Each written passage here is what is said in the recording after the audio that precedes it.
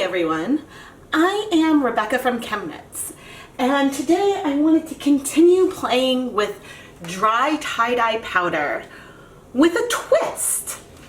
Literally, a twist. Right here I have a 113 gram hank of sugar and cream 100% cotton yarn. This is a white bleached cotton, and I have it twisted into a very, very loose twist right here. The dye bath is still warm from me steaming some other cotton yarns, but I am going to mostly submerge the yarn right now.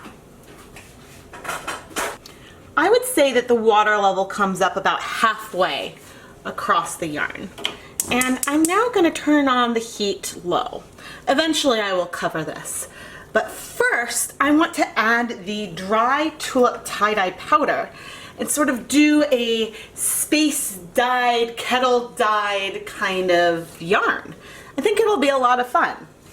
When I tried to speckle some 100% cotton yarns with the dry tulip tie-dye powder earlier, I had what looked like brilliant speckles, but they spread out significantly during the steaming process. So rather than mix up these powders in liquid and then space dye like that, I thought it would be fun to add the powders directly to the yarn. And so let's get started. I have three colors, teal, royal blue, and some yellow. And I am just tapping this dye on top of my hank.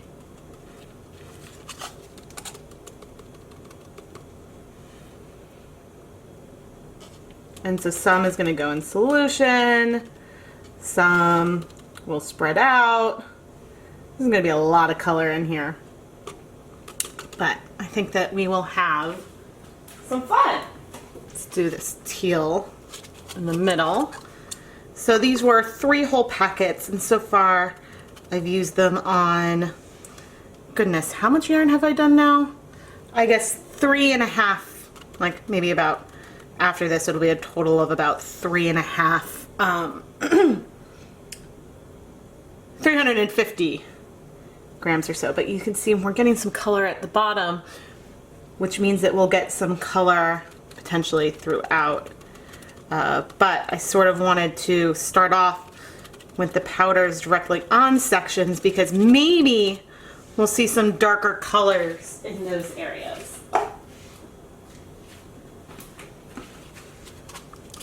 Now these tulip powders are really fine, and I probably should be wearing a mask right now. I don't think the powders are coming up too high, but I do want to advocate for some safety as we're playing around with this. The other thing is that this is a dedicated dye pot. I only use this pot to dye yarn. I don't use it for any cooking. But, all right. That looks pretty cool so far. I am really curious how the colors will spread and change. If we'll end up with a lot of green, if some of this yellow might stick behind. What do you think's gonna happen? I am now going to cover the pot and leave it for 10 minutes, and then we'll come back and see how it's doing.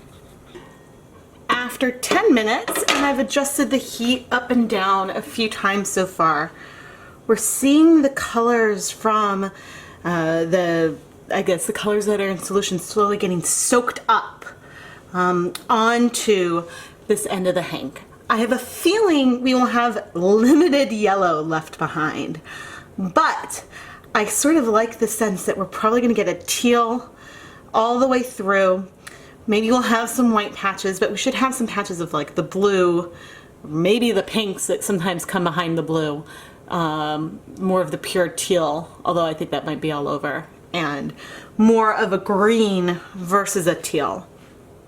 So I'm really excited to see where this is going. I think that it has a lot of potential to be really, really beautiful. And I'm really curious how much white will be left behind.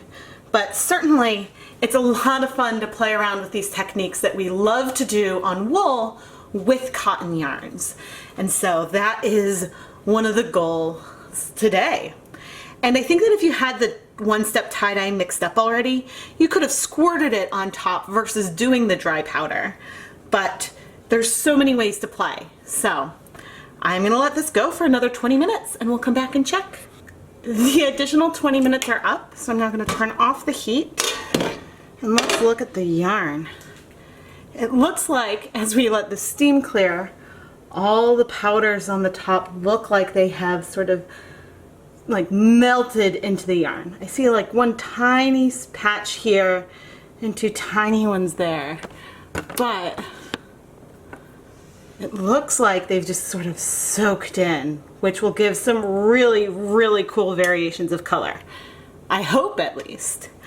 I am now going to leave this uncovered and let it cool completely before we remove it. The yarn has cooled a little bit, not too long, but I'm now going to remove it from the pot. Let some of that dye drain out. And then place it in this pan.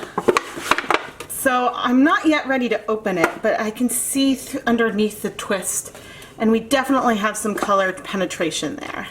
So now I need to let it cool completely, and then we can wash it. Let's wash our stunning yarn. Ooh, it looks like we got some purple coming out. Trying to start along the top where the globbies were. Look at all that purple coming through.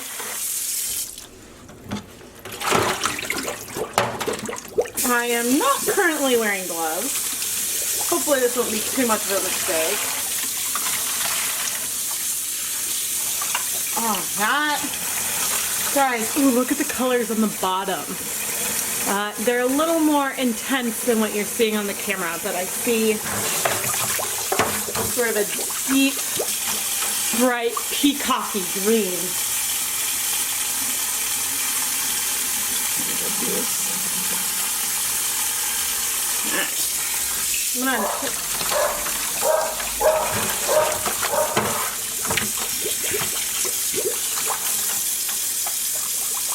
The bottom is a lot bluer than I would have expected. Alright, let's squeeze this out. Oh, look at that blue! Oh man! Okay, we got filling up with clean water. And now let's unwrap it.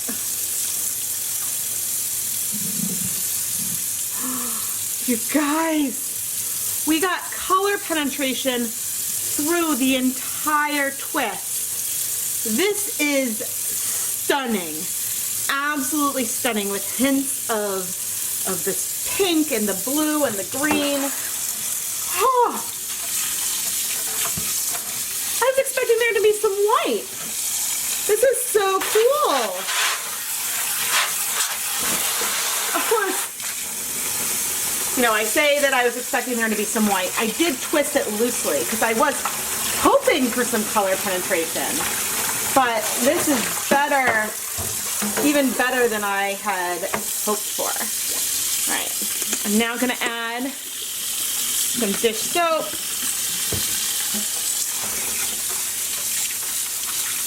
I'll rinse it. Someone in the ChemKnits Lab Facebook group, I think, mentioned that they will just add more ties and then put it through the washing machine to rinse out the excess dyes. And while I think that would be convenient, I'm a little hesitant to try it. Mainly because I know from my experience with the yarn in the washing machine is you get a pretty big mess. But anyway, I am going to keep washing this until the water runs clear. We're getting a bit closer already. And then we'll hang up the yarn to dry. I am really impressed by how much color there is all the way through this hank of yarn. When I'm dyeing wool yarns with food coloring and acid dyes and I use a twisted hank, the dye strikes so quickly that it cannot penetrate to the center, which usually leaves some white or pastels behind. There are no pastels here. We've got bright, saturated colors all over. And I'm not sure, I don't think that there's any white left behind at all. Kettle dyed yarns like this have less of a repeating colorway that a hand-painted yarn would have. But we do sort of have the more yellow sections on two ends of the yarn. And there are, because we place the dye in specific parts, there are sections where this holds true. And so there is not going to be exactly the same color progression when you knit with this, but it will sort of have an irregular regularity to it, if that makes some sense. This dyeing project was not one that was originally on my list for Cellulose Week, but I had some leftover tulip dye powder, and I thought that it would be fun to space dye with these dyes. But honestly, I really just didn't want to bother mixing them up, and so I decided, hey, let's pour the powder on top and see what happens. Sometimes I really let the materials speak to me, and I decided to just go for it because you never know quite what will happen. And I think that we got something that is so much fun. But just as a reminder, getting this depth of color using dry dye powder is not something that you would see with all fiber types and dyes. These tulip one-step dyes absorb to fiber really slowly, which allows them to spread out a lot. Therefore, if we were trying this with Kool-Aid on wool yarn, for example, we would have a ton of white left behind. This yarn is so much fun, and honestly, it makes me not want to use liquid dissolved tie-dye dye powder in the future. I sort of want to deal with it dry. This helps, even though like the dye absorbs to fiber pretty slowly, having the powder on top helped prevent it from spreading out as far, because the dye slowly like attached to these small places, and this is what gives us still some of the vibrant yellow. Otherwise, I think it might have been overtaken by the other colorways, by the other colors faster. I've mentioned this before, but the royal blue does break. We see some slight speckling of pink left behind. I am Rebecca from ChemKnits, and this is so much fun. I am really amazed by the depth of color penetration that we got from our twisted hank. With wool, the colors usually don't strike quite so deeply, but this was just a lot of fun. And we have this stunning, gorgeous, space-dyed, 100% cotton yarn. And I feel like this yarn is really unique, and really, because of the way that we had it in the pot, is one of a kind. If I were to set up something in exactly the same way, the colors might be similar, but the organization of the colors on the skein of yarn would be slightly different. I am Rebecca from ChemKnits, and if you enjoyed this video, please give it a like and subscribe to the ChemKnits Tutorials YouTube channel. I hope that you're having as much fun as I am playing with color and exploring many different techniques to apply color to cellulose-based yarns. Thank you so much for watching.